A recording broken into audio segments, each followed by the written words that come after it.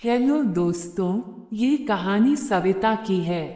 सविता की शादी को 2 साल हो गए थे। वो एक छोटे से गांव की सीधी सादी लड़की थी और उसकी शादी बड़े शहर में रहने वाले रवि से हुई थी। रवि के छोटे भाई अमित की उम्र शादी के समय 21 साल थी और वह पढ़ाई कर रहा था। शादी के बाद से ही सविता का अपने ससुराल के सभी सदस्यों के साथ अच्छा संबंध था, लेकिन अमित से उसका खास रिश्ता था। अमित बहुत ही शरारती और हंसमुख स्वभाव का था और हमेशा सविता को हंसाता रहता था। सविता को भी उसकी नटखट बातें और मासूमियत बहुत पसंद थी। सविता का पति रवि काम के सिलसिले में ज्यादातर शहर से बाहर ही रहता था। इस कारण सविता का अकेलापन बढ़ गया था, लेकिन अमित की मौजूदगी ने इस खालीपन को कभी महसूस नहीं होने दिया। अमित और सविता अक्सर हंसी मजाक करते रहते और धीरे धीरे उनके बीच एक अजीब सा जुड़ाव महसूस होने लगा।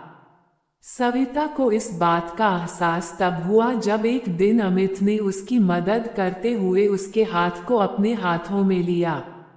उस स्पर्श ने सविता के दिल में हलचल मचा दी। दिन बीतते गए और उनके बीच की नजदीकियां बढ़ने लगी। अमित भी अब सविता को एक अलग नजर से देखने लगा था। उसे भाभी के साथ वक्त बिताना बहुत अच्छा लगने लगा। वो हर संभव कोशिश करता कि सविता के साथ कुछ खास पल बिता सके। सविता को भी अब अमित की यह बातें अच्छी लगने लगी थी और वह खुद को रोक नहीं पा रही थी।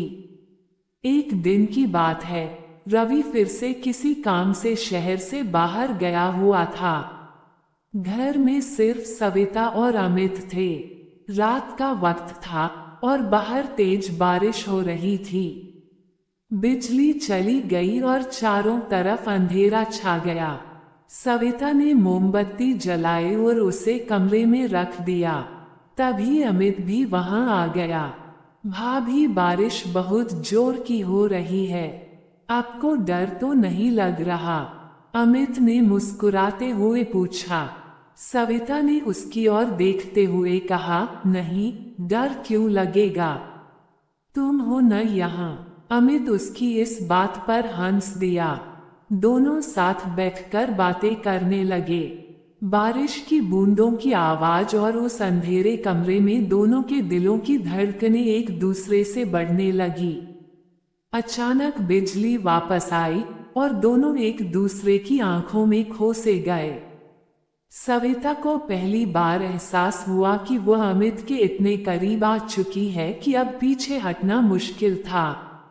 अमित ने धीरे से सविता का हाथ पकड़ा और कहा, भाभी, आप मेरे लिए सिर्फ भाभी नहीं हो, आप मेरे दिल के बहुत करीब हो। सविता कुछ कह नहीं पाई, बस उसकी आंखें नम हो गई। अमित ने उसकी आंखों में झांकते हुए कहा, मैं जानता हूँ ये सही नहीं है, लेकिन मैं अपने दिल को रोक नहीं सकता। सविता ने भी अमित का हाथ मजबूती से पकड़ लिया और कहा, मैं भी अब तुम्हें खुद से दूर नहीं कर सकती। उस रात दोनों ने अपनी दिल की सारी बातें एक दूसरे से कह दी। वो एक ऐसा रिश्ता था जो समाज के बंधनों से परे थे, लेकिन उनके दिलों में एक दूसरे के लिए जो भावनाएं थी वो किसी से छुपी नहीं थी। आने वाले दिनों में दोनों के बीच प्यार और गहरा होता गया।